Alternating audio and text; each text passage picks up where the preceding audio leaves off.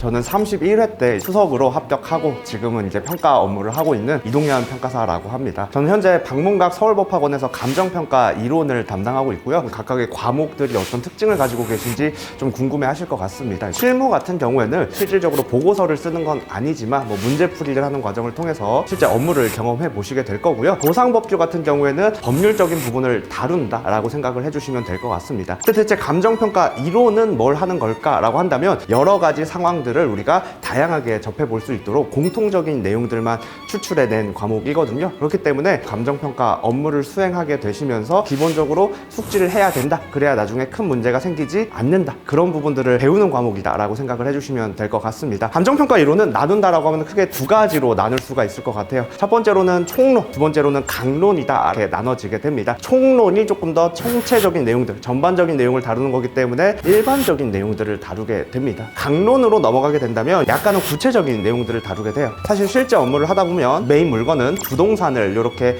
다루게 될 거예요. 근데 그거 말고도 지식재산권이나 아니면 영업권과 같은 무형자산 혹은 채권이나 주식 같은 유가증권들을 다루게 될 겁니다. 어쨌든 감정평가 이론이다라는 거는 단순히 일반적인 감정평가 목적만이 아니라 다양한 물건들을 평가할 때는 뭐를 주의해야 되는지, 다양한 감정평가 목적들에 대해서는 어떤 점들을 유의해야 되는지 이런 것들을 다룬다라고 보시면 될 것 같습니다. 감정평가 이론이 제일 어렵다라고들 많이 말씀을 하세요. 그러면 그 이유가 뭘까라고 하면 크게 두 가지가 있다라고 저는 말씀을 드릴 수 있을 것 같습니다. 이론이다라는 게 일반화된 내용이다, 그 다음에 공통적인 내용이다, 이런 것들을 다루기 때문에 추상적인 부분들이 굉장히 많습니다. 그렇기 때문에 대체 내가 뭘 하는 거지? 대체 구체적인 내용이 뭐가 있는 거지? 라고 해서 어려워하시는 분들이 많아요. 또 2차 시험은 1차와는 다르게 객관식이 아니라 여러분들이 실제 답안지를 작성해 나가셔야 됩니다. 근데 그런 과정에서 답안지에 뭘 쓰라는 거야? 이런 부분들을 좀 어려워하시는 경우들이 많아요. 실무나 법규 같은 경우에는 문제를 풀어나가는 방식들이 어느 정도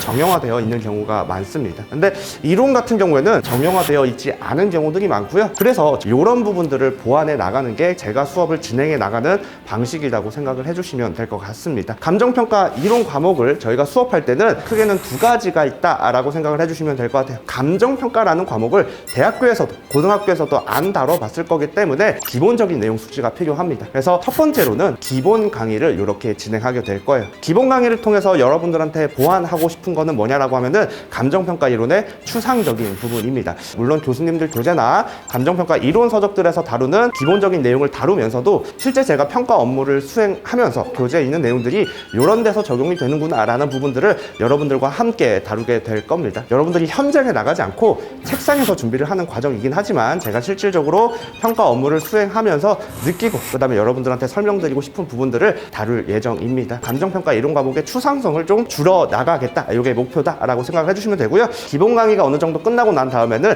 열심히 답안 작성을 하는 문제풀이 과정이 존재하게 될 거예요. 그래서 스터디다라는 과정과 기출문제 강의 이렇게 나눠지기는 하겠지만 지금은 그냥 단순하게 문제풀이다라고 생각을 해주셔도 되겠습니다. 대체 답안지를 어떻게 작성하라는 거야? 이런 부분들을 조금 보완해 드리고 싶다. 감정평가 이론은 사실 논점이 명확하게 정해져 있지 않은 경우가 굉장히 많아요. 근데 그럼에도 불구하고 여러분들이 조금 더 정형화된 방식으로 다가갈 수 있게 준비를 해놓은 문제 분석 방법들을 알려드리고자 합니다. 감정평가 이론 과목이 사실 다른 과목들에 비해서 좀 더 어려운 부분들은 맞아요. 근데 크게는 기본 강의를 통해서 추상성을 조금 더 줄여 나가고 문제풀이 강의를 통해서 대체 이 문제를 뭘 쓰라는 거야? 대체 어디서부터 분석해 나가야 되는 거지? 이런 부분들을 점차 줄여 나가면 된다라고 생각을 해주시면 될 것 같습니다. 전반적으로 감정평가 이론 과목과 관련되는 내용은 이렇게 진행이 될 것 같습니다. 사실 답안 작성을 하는 게 굉장히 중요한 시험이에요. 객관식과는 다르게 서술력이 중요한 시험이기 때문에 저는 실제로 그런 답안지를 작성해 본 경험이